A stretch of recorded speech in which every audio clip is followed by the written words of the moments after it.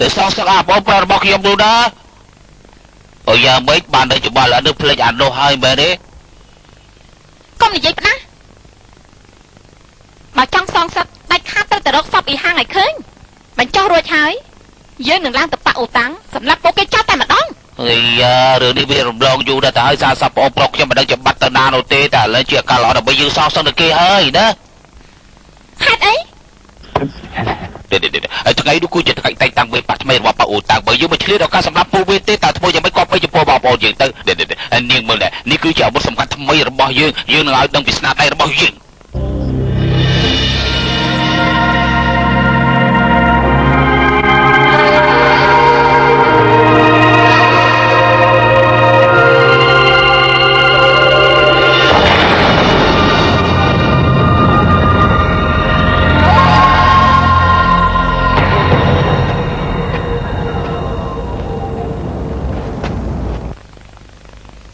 ចំនួនទី16របស់ប៉ាក់អូតាំងឈ្មោះបៃស៊ឺតំណាងឲ្យអតីតមេប៉ាក់ប្រកាសបញ្ជាក្នុងប៉ាក់ដូចតទៅកូនចៅចំនួនទី17កឹងសៅណានត្រូវទទួលឋានៈជាមេប៉ាក់បន្តពីថ្ងៃនេះទៅ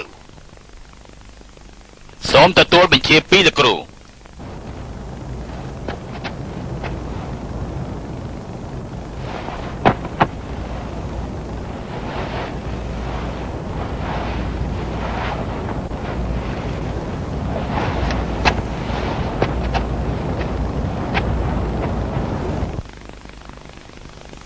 បងប្អូនទាំងអស់គ្នា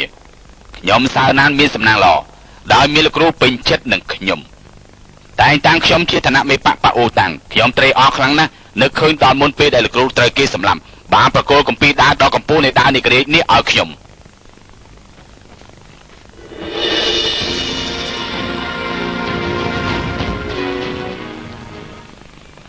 ឥឡូវនេះបានជួបកម្ពីនេះតែខ្ញុំនឹកឃើញថាលោកគ្រូមានសង្ឃឹមជឿជាក់ទៅលើខ្ញុំតែម្នាក់ទេខ្ញុំនឹងធ្វើតាមបញ្ជាលោកគ្រូបន្តឋានៈមេប៉ាក់ចាប់ពីថ្ងៃនេះតទៅបងប្អូនទាំងអស់គ្នាត្រូវរួមកម្លាំងកាយកម្លាំងចិត្តដើម្បីឲ្យវិជាគុណអូតាំងកាន់តែរីកចម្រើនតទៅពួកយើងទាំងអស់គ្នាសូមជូនពរចូលបងមេប៉ាក់ដឹកនាំបងប្អូនទាំងអស់គ្នារួមកម្លាំងនឹងគ្នាធ្វើតាមបញ្ជារបស់លោកមេប៉ាក់ឲ្យវិជាគុណអូតាំងកាន់តែរុងរឿងតទៅទៀត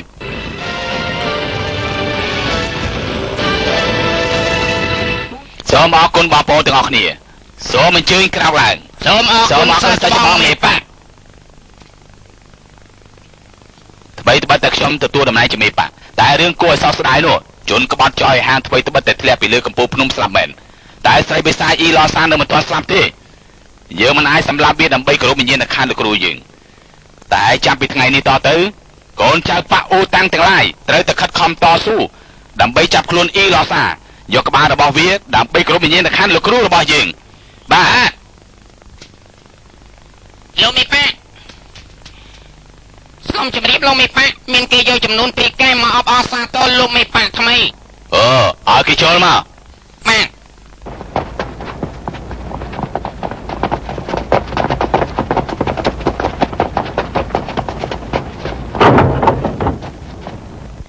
បងឯងបើមើលភ្លាមទៅបាទ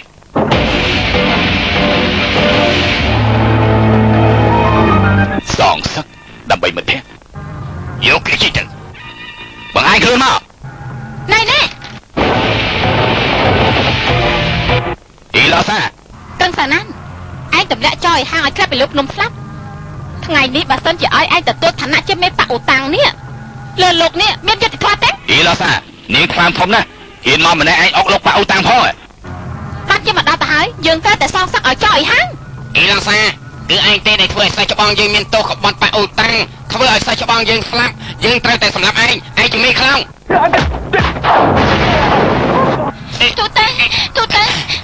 ទូទៅបងយ៉ាងមិនទៅហើយមិនអីទេស្រីបិសាចឯងជាឃាតករសម្លាប់សិស្សច្បងទី2យើងឯងនៅបង្ករឿងអីទៀតទៅស្លាប់ទៅពួកឯងចង់ធ្វើអីមិនចេះខ្មាស់គេទេហើយចេញទៅចេញគ្រូមីទៅចេញទូទៅរៀបក្បាច់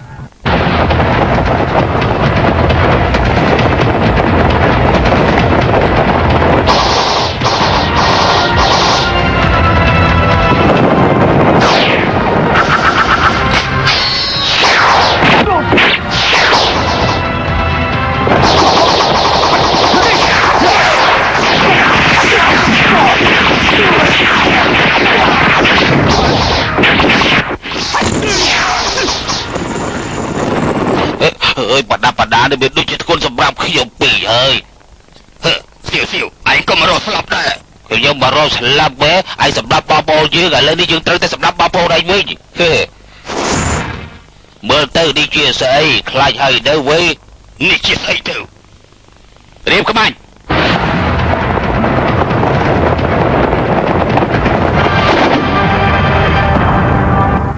ចម្លែកណាស់មិនក៏គេត្រៀមខ្លួនជាមុនបានទោះជាត្រៀមយ៉ាងណាក៏ត្រូវតែស្លាប់បងមើល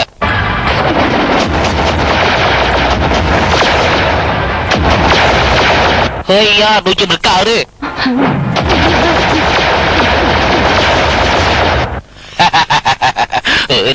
វាដូចជាចម្លែកដែលគេអាចទប់ទល់អាវុធថ្មីរបស់យើងបានគិតយ៉ាងម៉េចទៅសៀវឥឡូវនេះឯងស្គាល់កងចាស់របស់ប៉ៅតាំងម្ដងទៅ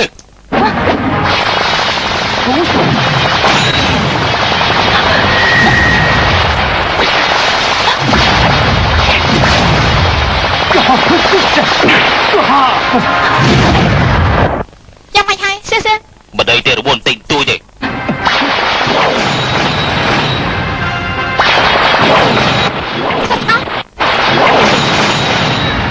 ចាប់រត់ភីលើមិនចាំបាច់តាមទេ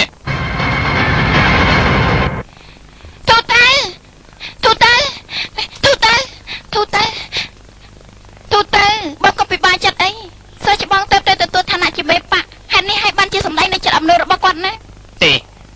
សើច្បងធំនិយាយនេះត្រូវមែនខ្ញុំគ្មានបានការឃើញថាអ៊ីឡូសាក្អេងខាងបង្ករឿងក្នុងសំណាក់យើងតែខ្ញុំគ្មានលទ្ធភាពជួយសងសឹកឲ្យលោកគ្រូហើយនឹងសើច្បងទី2ខ្ញុំពិតជាធ្វើឲ្យពួកគាត់អាម៉ាស់មុខណាទូទៅបើក៏ពិបាកចិត្តអីឥឡូវចេះចោះថ្ងៃក្រោយយើងហាត់វិជាគុណជាមួយគ្នាថ្ងៃណាមួយយើងប្រកាសជាសម្រាប់អ៊ីឡូសាបានមែននេះនិយាយត្រូវមែនចង់សម្រាប់ស្រីបិសាចនោះពួកយើងត្រូវហាត់វិជាគុណឲ្យបានល្អឥឡូវនេះយើងទៅហាត់វិជាគុណទៅ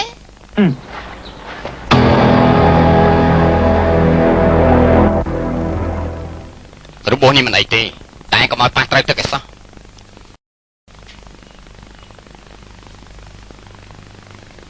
នេះឆាងនេះយ៉ាងម៉េចហ្នឹងខ្ញុំមិនអីទេអើយអ្នកគ្រូតូចឬថ្ងៃនេះខ្ញុំដូចជាឆ្ងល់ដាក់កំភ្លើងទឹករបស់ខ្ញុំជាអាវុធថ្មីសម្ងាត់របស់ខ្ញុំមនុស្សប៉អូតាំងហេតុអីបានជាមានបដាបដាសម្រាប់ទប់ទល់នឹងអាវុធថ្មីរបស់ខ្ញុំយ៉ាងនេះទៅវិញអើយរឿងនេះខ្ញុំមិនយល់ទេប៉អូតាំងចេះប្រើព្រួញប្រកាសជាចេះប្រើប្រដាប់ការពារមានអីគួរឲ្យឆ្ងល់ទេ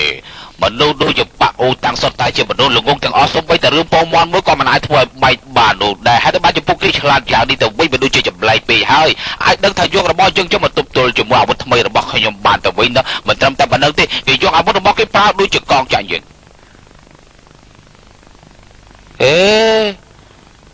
កំភ្លើងថ្មីរបស់ខ្ញុំគឺជាអាវុធសំខាន់ថ្មីដែលខ្ញុំផលិតដោយខ្លួនឯងដោយផ្ទាល់ក្រៅពីពួកយើង3នាក់ដឹងគ្មានអ្នកណាដឹងនោះទេអាចឆោងហើយយកអាកំបាំងរបស់យើងទៅប្រាប់ប៉ាអូតាំងមិនដែលទេប្រាប់តាមត្រង់ឃ្លាមកឡយើងបើសិនជាខ្ញុំប្រាប់គេមែនខ្ញុំមានរឿងអីទៅបន្ថយស្លាប់ជួយអ្នកទាំងអស់គ្នាហើយព្រមទាំងរុំរបួសឲ្យឯងទៅវិញបើសិនជាឯងទៅរៀបការគ្រប់ប៉ាអូតាំងនោះក៏ព្រោះតែចង់សម្រាប់ខ្ញុំនិងអ្នកគ្រូទុយរបស់ខ្ញុំតើហើយនេះបានជាបន្ថយស្លាប់ឲ្យជួយពួកយើងទៅវិញទេ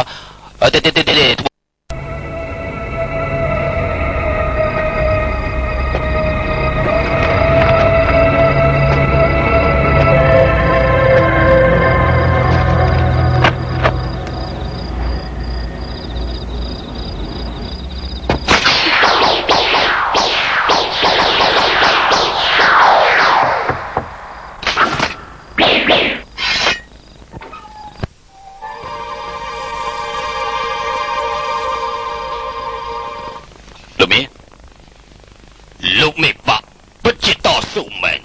យកថ្មនេះទៅហើយនៅហាត់វិជាគុណតែម្នាក់ឯងទៀត